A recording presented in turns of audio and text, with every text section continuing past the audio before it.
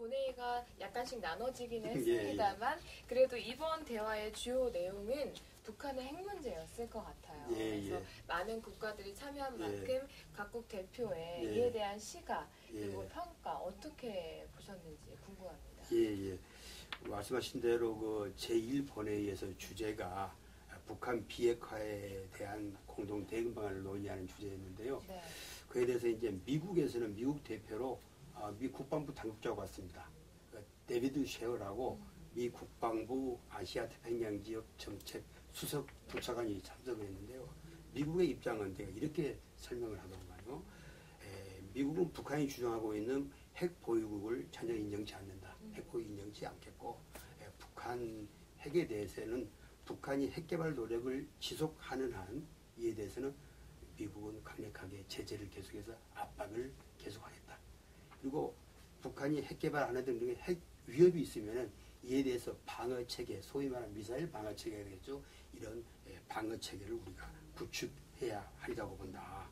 그리고 북한과 미국과의 그 관계 개선을 해서 항상 문을 열어놓고 있다. 근데 그 전제 조건인 비핵화를 위해서 노력을 하도 아무것도 않기 때문에 그래서 아무 진전이 없어서 매우 안타깝다. 그리고 이어서 계속해서 핵 문제와 그 다음에 사드 배치 문제에서 토의가 많았습니다. 이 토론에서 미국 대표는 뭐라고 첨부를 하냐면은 사드는 우리 방어 무기다. 그리고 미국은 북한 핵 문제 관련해서 유엔 결의안 2270호인데요. 대북 결의안, 대북 제재에 대해서 강력히 이해할 것이라는 걸 얘기했습니다. 이어서 좀 흥미있게 이제 약간 이해하는 반대 입장에서는 중국 대표의 발언이 있었습니다. 중국에는 스인홍이라는 인민대학교 교수가 왔었습니다. 그래서 중국 대표는 거기서 얘기를 자, 북한의 이러한 핵 문제에 대해서 중국은 중국 나름대로 이 문제를 해결하려고 많은 노력을 하고 있다. 그러면 노력을 함에도 불구하고 별로 성과가 나지 않고 여러분이 생각한 것처럼 이렇게 중국이 북한에 대해서 큰 영향력을 가지고 있는 것도 아니다. 유엔 안보리 결의를 잘 이행은 하겠다. 그렇지만은 근본적으로 북한 핵 문제는 대화를 통해서 해결해야 한다고 본다. 근데 그 끝부분에 조금 의미심장한 얘기를 했어요. 그 얘기가 무슨 얘기냐면은 중국은 이제 북한 핵 문제에 대해서 상당히 딜레마, 공궁에 빠져 있다. 이걸 해결하기 위해서 중국은 북한의 핵 문제하고 북중 관계는 별도로 점진적으로 별도로 좀 구분해서 추진하려 그런다. 이 얘기는 어떻게 말하면 북한 핵과 별도로 북중 관계가 개선하는 방향으로 나가겠다는 것을 시사하는 그런 뉘앙스를 풍겼기 때문에 이 자리에서 소개해드립니다. 그리고 중국 대표가 한반도 사드 배치에 관련해서 상당히 장시간 얘기를 했어요. 중국은 근본적으로 사드 배치에 대해서 반대 입장이다. 중국이 이게 반대한 것은 이것은 사드 배치는 중국 입장에서는 북한 핵 문제를 해결하는 이런 대안으로 생각하지 않는다. 그리고 사드 배치를 하게 되면은 지금 상당히 우호적인 한국과 중국 관계가 악화될 거고 더 나빠질 거다. 그리고 중국 입장에서는 한반도에 미국이 사드를 배치하게 되면은 중국 입장에서 중국식 미사일 방어 체계 MD를 러시아 지원하에 자기도 구축을 함으로써 이로 인해서 이 아시아 태평양 지역에 미국과 중국 간의 군비 경쟁이 우려된다.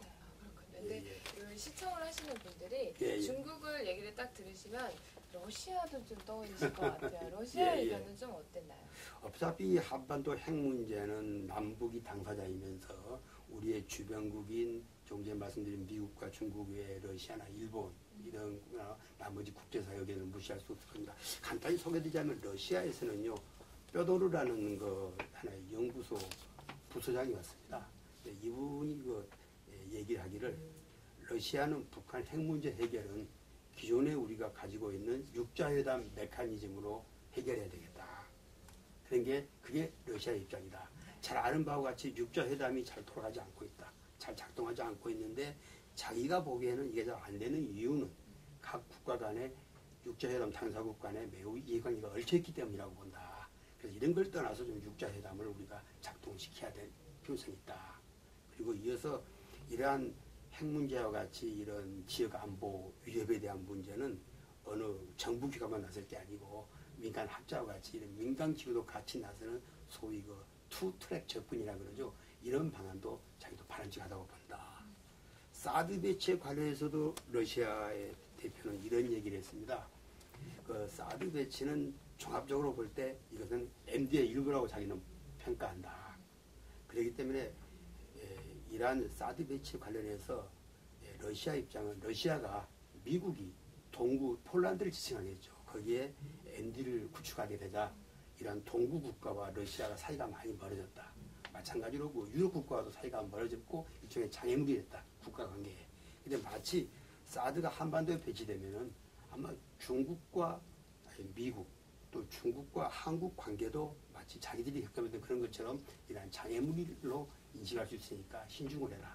은연중에 중국은 노골적으로 사드 반대 입장을 표명했고 아마 러시아는 은연중에 이에 대해서 반대 입장을 표명하는 그러한 형국을 알 수 있었습니다. 그리고 다음에 말씀하셨으니까 일본도 이제 궁금하시겠죠. 네. 일본에서도 그 일본에 있는 국제대학원 원장이 오셨습니다. 이름 아마 노보로 야마구치 이렇게 되시던데요. 그분은 북한의 핵은 한반도 위협은 물론 일본에도 큰 위협이 된다. 나아가서도 아시아 태평양 지역 세계 평화에서도 핵 확산 위협이 되기 때문에 이에 대해서 우리가 그 위협을 국제사회가 공동으로 인식을 한 가운데 이에 대한 대응 방안을 모색하는 게 매우 중요하다고 그냥 이런 원론적인 얘기를 한 다음에 일본 입장에서는 북한의 핵 문제가 좀 대화로 해결되기를 바란다. 그리고 여러 가지 가능한 방법을 강구해야 되는데 아마 한국 같으면은 남북 대화를 활성화하는 방법이 있을 거고 또 중국 같으면은 북한에 대해서 여러 가지 영향력을 행사할 수 있지 않겠느냐. 예를 들자면은 중국 같으면은 중국이 했던 시장 개방이라든가 사회주의 국가이면서도 시장 개방이라든가 또는 중국의 군 현대화를 하고 있는데 이에 대해서 많은 자료를 공개했습니다. 이 자료를 공개하는 것 같은 이러한 좋은 모델을 이렇게 북한에 전파함으로써 이러한 핵문제도 해결할 수 있을 거다. 또 일본 대표가 마지막 부분에 한반도의 평화 통일을 위해서 우리의 소원인 평화 통일을 위해서는 북한 핵 문제가 반드시 해결돼야 된다고 우리 쪽에 대한 지지성 그런 발언을 해준 것도 인상적이었습니다. 우리가 너무 주변국만 살펴봤는데 대표로 이번에 처음 참석한 우간다에서 여성분 로제티라는 국방장관 여성분이더라고요. 그분이 오셔가지고 토론에서 뭐라 그러시냐면은 북한 핵 문제, 거기는 북한과의 오랜 우방국가이기 때문에 나도 좀 귀를 기울이고 들었는데 북한 핵 문제 해결을 위해서는 국제사회가 더욱 공고히 뭉쳐가지고 이런 문제를 대화를 통해서 협력을 통해서 해결해야 됨을 힘주어 강조했습니다. 그래서 전반적인 분위기는 이러한 북한 비핵화를 위해서 국제사회가 지혜를 모으고 힘을 모으자 하는 이런 방향으로 토의가 이루어졌습니다. 네, 결국에는 다 같이 한번 잘 해보자는 그렇죠. 의미의 대화인 것 같네요. 자, 그러면 이번 참가국 대표단들이 회의만 한 건 아닐 것 같아요. 그래서 회의 외적으로도 어떤 활동을 좀 했는지 간단하게 말씀 부탁드립니다. 참석자 대부분과 함께 전방에 있는 우리의 분단 현장인 비무장지대를 방문했습니다. 거기서 한반도의 분단 현실 그리고 북한의 그 핵 위협의 그 실체에 대해서 한번 피부로 느끼는 그런 기회를 가졌고요. 이어서 돌아오는 길에 일산에 있는 킨텍스에서 현재 그 반위산업 전시회를 합니다. 거기에 한국 무기의 우수성, 한국의 이러한 각종 기술의 이러한 수준을 이렇게 과시하는 그런 좋은 기회도 가졌습니다. 또 앞으로 국방부가 해야 할 또는 발전해야 할 이 방향에 대해서 마지막으로 마무리를 지어주시면 좋을 것 같거든요. 네, 한 말씀 부탁드릴게요. 금년도 서울안보대학 평가는 제가 서울안보대학을 한 3년 전부터 2012년부터 했는데 3년 전부터 연 3회 개근을 했습니다. 그래서 이번에도 참석을 해봤는데 제가 가면서 느낀 게 한 5년, 금년이 5년째거든요. 근데 엄청나게 발전을 했습니다. 참가 규모 면에서도 2012년도에 한 15개국 오던 게 거의 2배, 34개국으로 늘었고요.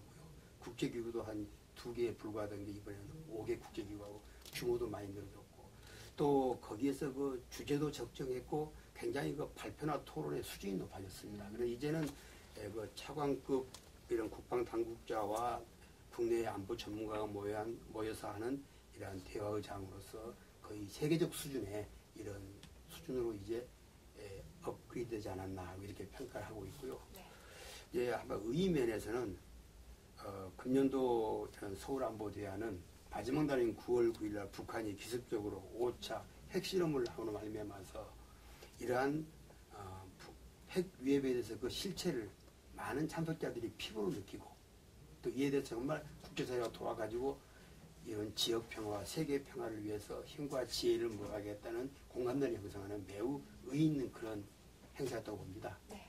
그리고 아나운서께서 말씀하신 이러한 서울안보대화의 향후 발전을 위해서 제가 감히 조언을 드리자면은 이제 이런 세계 최고의 사실은 장관급 대화라든가 아니면 실무인 국장급 이런 안보 대화체는 많이 있는데 차관급 이런 대화체는 이게 유일무이합니다. 이걸 갖다 세계적 수준으로 높이기 위해서는 참가국이 현재 한 34개국인데 세계 유엔 회원국 한 200여 개에 아직은 한 5분의 1, 6분의 1 수준밖에 못 미치거든요. 이걸 한 50여 개국 정도 네. 다양한 목소리를 듣기 위해서 참가국도 더 넓히고 확대하고 또 국제기구도 많이 참석해서 다양한 의견을 수렴하는 그런 장으로 발전시킬 필요가 있다고 보고요. 그리고 또한 이런 다루는 의제도 이제는 안보 의제가 매우 다양해졌습니다. 예를 들면 우주개발 문제라든가 지금 경주 지진이 있는데 이런 인공비 자연 큰 재난에 대해서 우리가 국제 간에 도와야 될 문제라든가 그런 것들의 의제를 좀 다양화하고 폭넓게 우리가 모색해 봄으로써 명실공히 세계 최고 수준의 이런 서울 안보대화로 자리매김할 수 있을 거라고 조언을 드립니다. 네, 감사합니다.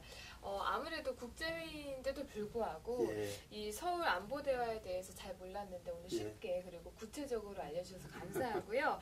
더군다나 특히 그 북한의 기습적인 5차 핵실험 그 시기 적절하게 이 안보대화가 이루어졌다는 게 어떻게 보면 또 의의가 있다고 생각이 듭니다.